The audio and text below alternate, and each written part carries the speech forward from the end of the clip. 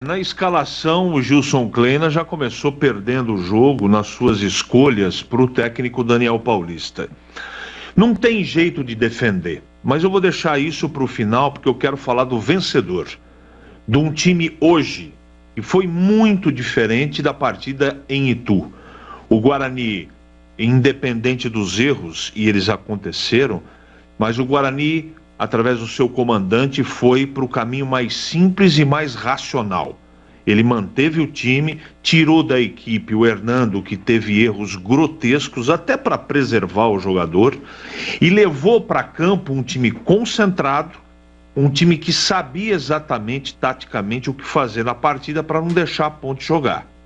É verdade que o erro individual do Pedro Júnior e o erro fatal do Vinhas no gol do Lucão ajudaram o caminho do Guarani. É assim num jogo decisivo. Você faz um gol a 5 minutos num jogo onde todo mundo está desesperado, você tira uma carga de responsabilidade emocional das costas e transfere o dobro para o seu adversário. Isso é evidente. E com inteligência, o Guarani, que naquele momento marcava a saída de bola, no momento imediato ao gol, veio para trás da linha da bola e jogou de uma outra maneira, mostrando uma alternativa tática e armando imediatamente um bote, uma armadilha para Ponte Preta. Ponte Preta não existiu dentro do jogo. Ela repetiu aquilo que ela tem feito o campeonato todo. Uma bagunça, um time absolutamente descontrolado emocionalmente, jogadores sem a mínima condição de vestir a camisa da Ponte, um negócio horroroso, um negócio terrível. A Ponte não merece esse jogador, esse comando. Gilson se perdeu e o Guarani, com competência, fez o segundo gol, no segundo tempo fez o terceiro e poderia ter feito o quarto.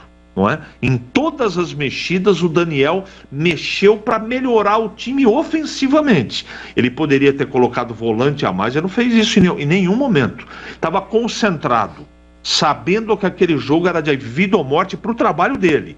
Eu não sei no futuro o que vai acontecer com a Ponte, mas essa Ponte perdeu porque ela não teve nada no jogo. E começou na escalação. Um treinador que ousa colocar como titular, com todo respeito ao profissional André Luiz, ele desde o começo do jogo está pedindo para perder. Um jogador faz a diferença? Faz. Faz porque quem está no banco se indigna, quem está jogando se indigna, mas profissionalmente ninguém comenta, porque você precisa ter ética.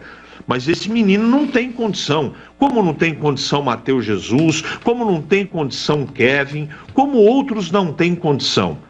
A Ponte, infelizmente, chegou num momento gravíssimo, porque ela joga agora a Copa do Brasil na sequência, depois de ter tomado 3-0 sem discussão do Guarani, que mandou no jogo.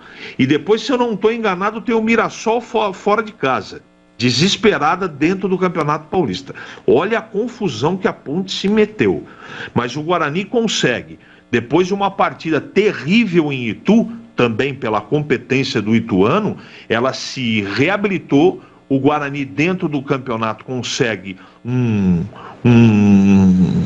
doping emocional importante. Não está tudo certo, o time tem muitos problemas ainda, mas no jogo de hoje, se foi uma equipe concentrada, com a cabeça no lugar e jogando futebol, foi o Guarani. Não dá para discutir. Vitória absolutamente correta para um time que jogou futebol. E quem perdeu não jogou futebol.